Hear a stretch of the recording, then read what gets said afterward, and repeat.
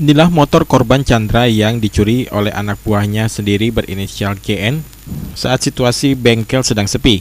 Dari pemeriksaan tersangka GN oleh polisi, terungkap modus yang digunakan oleh tersangka GN dengan mencuri tas sandang milik korban yang ada kunci dan handphonenya.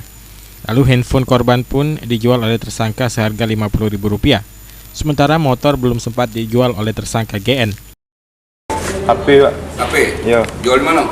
Jual di Prabu juga. Prabu juga? Ya. Berapa Motor jual? belum dijual? Rp50.000, Pak. Motor ini kemana ngembeknya?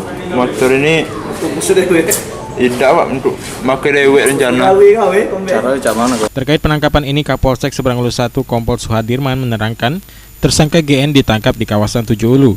Selain tersangka, polisi juga berhasil mengamankan motor korban.